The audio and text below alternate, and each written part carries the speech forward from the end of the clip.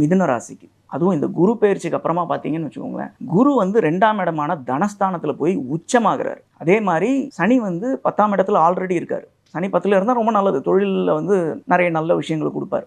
இவ்வளோ நாள் வக்கரமாக இருந்தார், வக்கர நிவர்த்தி ஆகிட்டார் இந்த 28ஆம் தேதியிலிருந்து. ஸோ அடுத்த வருஷம் பார்த்தீங்கன்னா இந்த குரு பெயர்ச்சிக்கு அப்புறமா வந்து அவங்களுக்கு ரொம்ப பிரமாதமாக இருக்குது. அதில் எந்த விதமான டவுட்டுமே கிடையாது. அதுக்கு அடுத்து நல்லா இருக்கிற ராசின்னு பார்த்தீங்கன்னா துலா ராசி சொல்லலாம். துலா ராசிக்கு வந்து ஒரு 80% நிச்சயமாக ரொம்ப நல்லா இருக்குன்னு சொல்லலாம். ஆல்ரெடி இப்போ வந்து சனி வந்து 6ஆம் இடத்துல இருக்காரு, குரு வந்து 9ஆம் இடத்துல இருக்காரு. ஆனால் குரு பெயர்ச்சிக்கு அப்புறமா 10ஆம் இடத்துக்கு உச்ச வீட்டுக்கு வராரு. ஸோ உச்ச வீட்டில் இருக்கிறதுனால 10ஆம் இடத்துல இருந்தாலும் ரொம்ப தப்புன்னு சொல்ல முடியாது, பெட்டராக தான் இருக்கும். ஹோல் இயர் வந்து துலா ராசிக்கு வந்து பெட்டராக தான் இருக்குது. நான் மேஜர் பிளானட்ஸ் வச்சு சொல்கிறேன். அதே மாதிரி துலா ராசிக்கு வந்து பார்த்தீங்கன்னா ராகு கேதுவோட பிளேஸ்மெண்ட்டும் வந்து ரொம்ப மோசமாக இல்லை, அதுவும் ஓகே தான். ராகு கேது பயிற்சி வந்து அடுத்த வருஷம் டிசம்பரில் தான் நடக்குது. அது வரைக்கும் அவங்க வந்து ஒரு வருஷம் பூரா அதே இடத்துல தான் இருக்காங்க. இப்போ சிம்மத்தில் கேது இருக்காரு, அதே மாதிரி ராகு வந்து கும்பத்தில் இருக்காரு. அந்த இடத்துல தான் அடுத்த வருஷம் கடைசி வரலும் இருக்க போகிறாங்க. ஒரு வருஷம் முழுக்கவே அங்கே தான் இருக்க போகிறாங்கன்னு வச்சுக்கோங்க. ரகங்கள் பலவிதம், ஒவ்வொன்றும் உலகத்தரம். தமிழக உற்பத்தியில் உங்கள் அனுஜ் டைல்ஸ்.